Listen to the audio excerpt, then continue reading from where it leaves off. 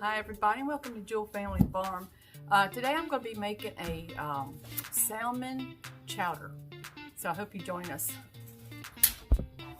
Okay, so this is like a salmon stew type recipe, but I just add more to it to make it more hearty and feed a bigger crowd of people. And so I'm just going to add some vegetables to it and make it about the same way I would salmon stew. So I'm just going to slice up some celery.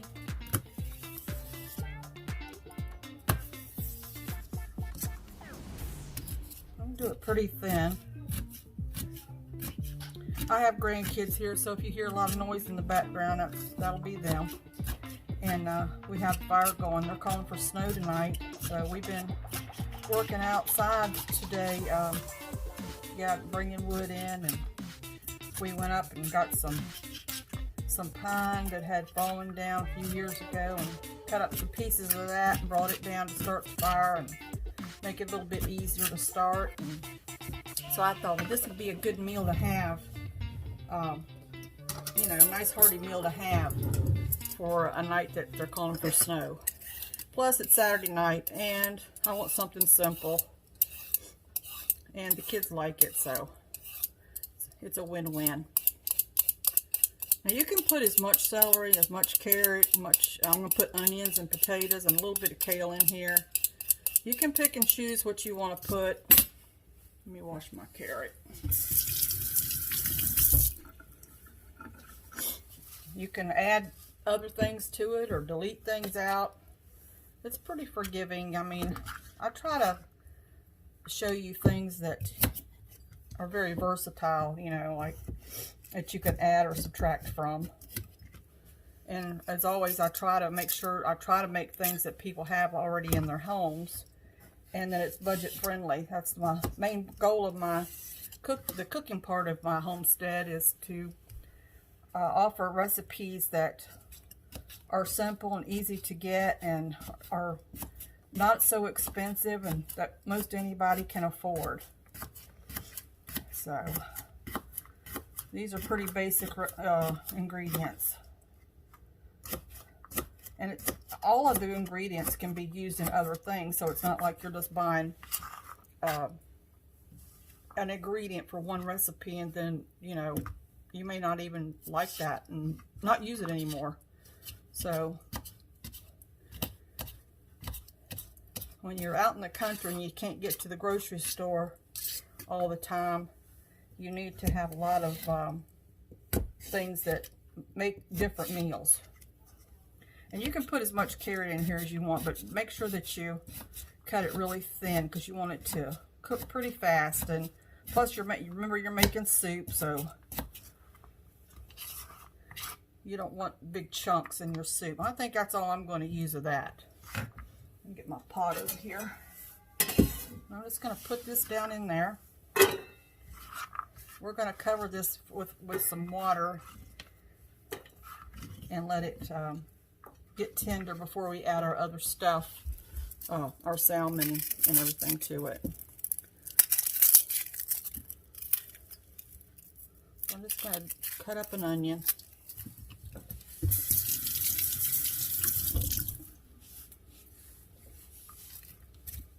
Well, the kids really like this recipe too. If your kids like clam chowder and things like that, then they'll like this. And just dice it fairly small. Like I said, you're making soup, so you don't want big chunks like you'd have in a stew or something. And you can put as much or as little as you want.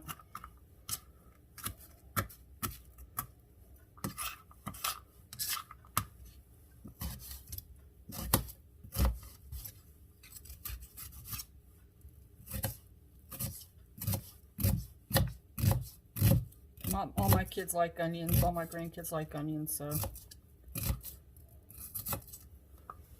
Alright, let's put that in. And I'm going to cut up a little bit of kale. I've already washed it. And you don't have to add this if you don't want to. You can use spinach. You know, that would work just as good. I'm assuming you probably could even put some broccoli in here, little pieces of broccoli if you wanted to. Just take that big rib out of the kale. You don't want to eat that, that's tough. Just kind of bunch it up like this and just cut it real tiny. Just cut it up. And this will cook up. Even this little amount right here will cook up. You won't even hardly know what's in there. But this gives a little bit of green in your soup. If you want to, you can turn it around the other way and cut it that way too. You want it cut up fairly small. Alright, I'm going to stick that in there. Alright, put all this trash up here. Alright, to this I'm going to add about a tablespoon of chicken broth. Put that in there, and then I'm going to cover this with water. Now,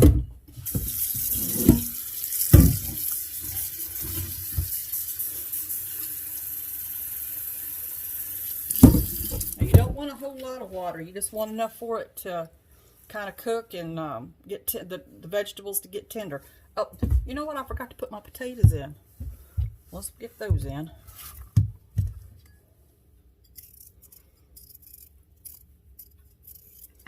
Let me get rid of this. I don't like all this trash on here.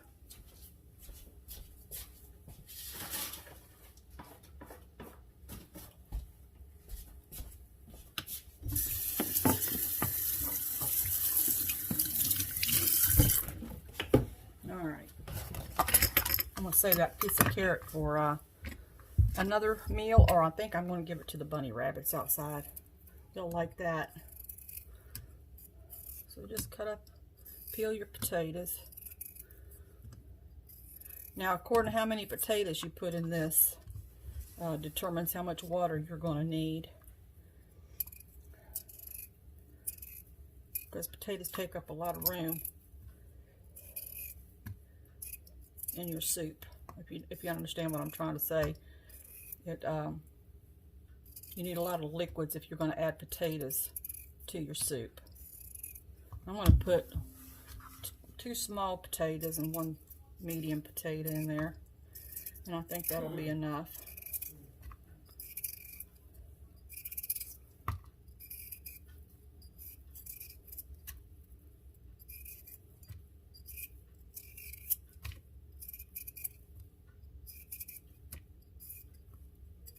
Alright, let me wash these potatoes.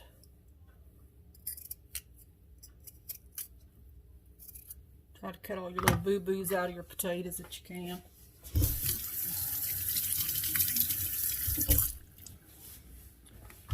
And by boo-boos, I'm talking about these little dark places like that. That's what I call boo-boos. Imperfections in the potato, I guess. Alright, we're going to cut these up. Try to make them into little squares, little cubes if you can. And I'm just going to cut them up right in the pot.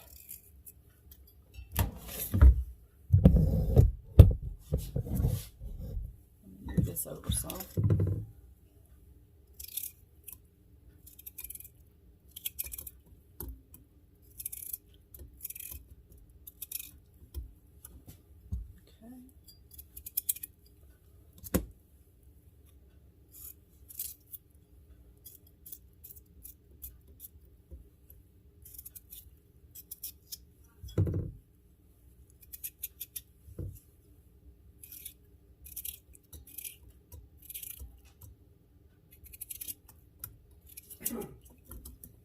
I'm going to have to add a little bit more water to this. You just want it covered.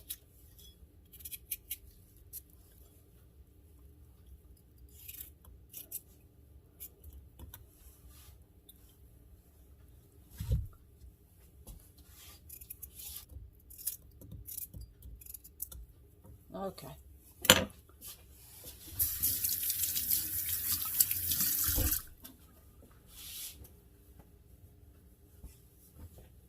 All right, I'm going to put a little bit more water on this.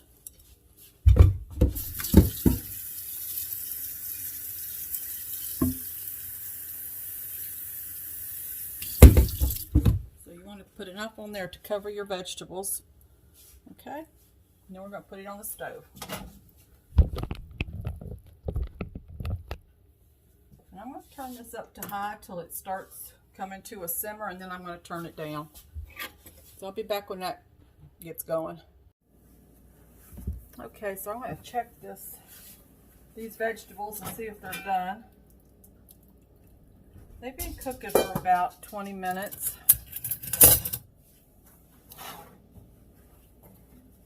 Another pot holder.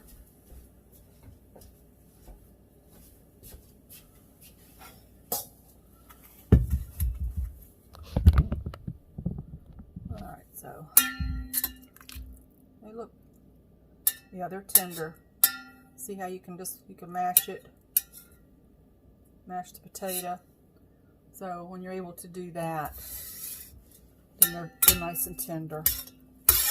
Okay. So then what I want to do is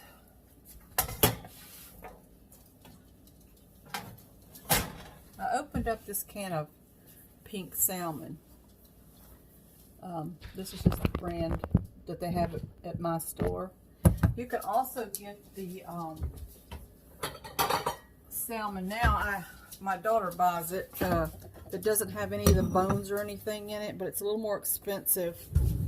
And I just always use this kind, and that's what I'm used to, so that's what I use. But I use the juice. I don't pour the juice off. It comes out like this. Then I just take it and I pull it apart. In the middle, if you can see right here, there's some bones. And you just take that out, and I just throw it back in the can. Now you can eat these. They're soft. I mean, there's no harm in it at all. I just don't like to eat it. And then when you get into the middle, it's got this silver skin on it, and I pick that out too because I don't like that. So I just pick it out and throw it away. But the salmon's already cooked. You can eat it raw. I'm not raw, but you can eat it right out of the can, and it's really tasty. A lot of people eat it on crackers. I've ate it on crackers. I know my dad loves it. He eats it on crackers all the time. I'm just looking for some more bones. And I've even mixed a little mayonnaise with it and kind of made it like tuna salad. And I really like it. So I'm just going to kind of cut this up a little bit, chop it up some with my fork.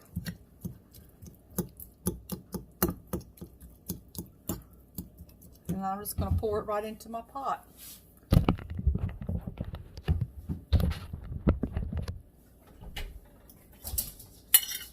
Well, hello. Hello. How are you? Everybody know who this is? I look very different. She's getting grown up. She's growing up. She's getting so tall. I've not grown an inch. I think she's about at her height she's going to get. Oh, the trash. Okay, to this I thawed out, well, partially thawed out a little piece of white fish. And I'm just going to cut this up and just have little pieces of that in there. Now this is raw, so you'll have to let it cook for a few minutes. It doesn't take long for it to cook at all. But you can put that in there and just let it, it's a little bit frozen, but it'll thaw out once I put it in there. I'm just trying to add a little bit more to my chowder.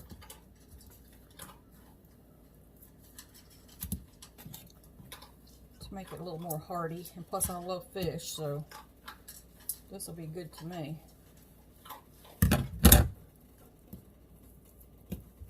Just cut it up into chunks. Now you can let yours thaw out a little bit more than I did. It won't be so hard to cut up. You can use tilapia or whiting, or I mean, whatever kind of fish you like. I would use one that holds together though, that doesn't fall apart when you cook it. Then I'm just going to put this, I'm going to turn my stove up. I'm going to turn my stove up and let it come up to a little bit of a simmer before I put that in. Let me move you over here.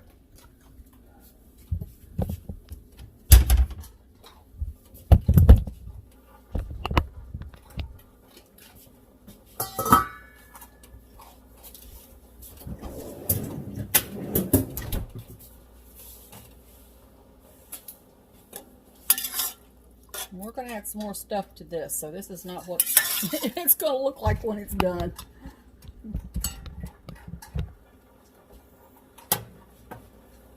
I'm going to put a little bit of salt and pepper in it. Not too much salt because we're going to add some Old Bay to it also, so you don't want to salt it too much. You can put as much pepper as you like. I like a lot of pepper. I want this to come up to a good simmer before I drop this raw fish in there. Now you can add some other spices to it if you want to. You can add some, you know, garlic or onion, minced onion, or you can add and subtract whatever you like to it. A lot of people just make it without, just make it with salmon stew. A salmon stew, all it is salmon, milk, butter, salt and pepper, and that's it. And it's delicious. So I just kind of like wanted to make it a little more hearty today.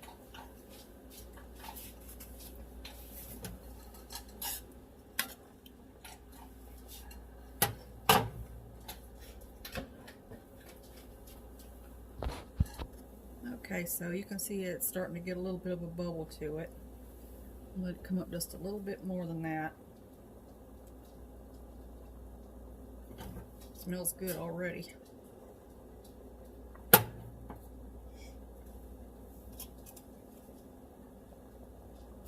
Alright.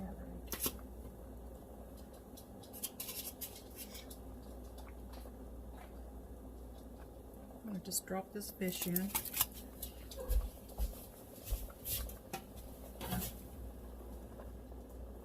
I'm going to let this cook for about 5 minutes. And that should cook that fish just fine. It doesn't take long. Okay, so this has been cooking for about 5 minutes. I'm going to add about a tablespoon of Old Bay seasoning to this.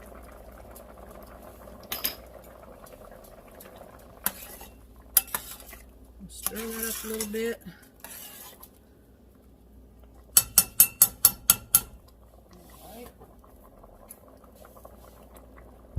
And then to this, I'm going to turn it down, and I'm going to add a half a stick of butter.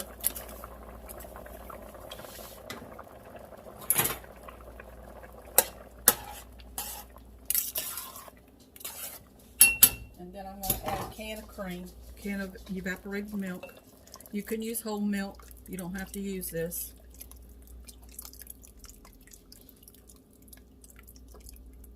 I'm going to use this, and I'm going to also use a little bit of whole milk.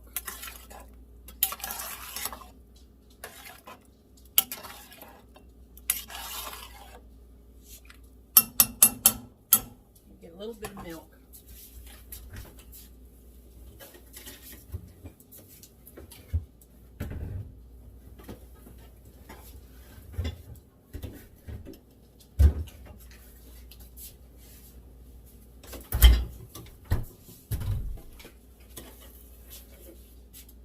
Add probably about a half a cup of regular milk.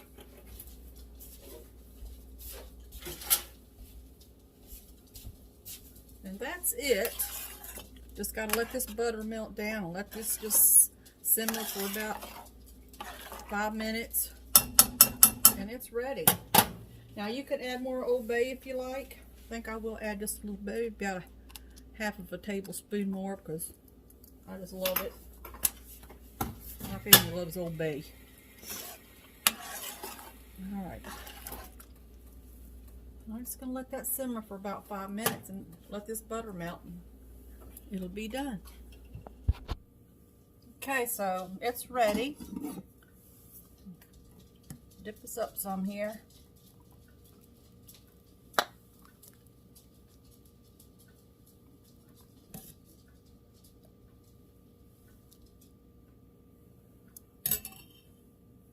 So you can see they've got the big chunks of fish in there, and the salmon, the potatoes, and your kale, carrots, and I just serve mine with some crackers, and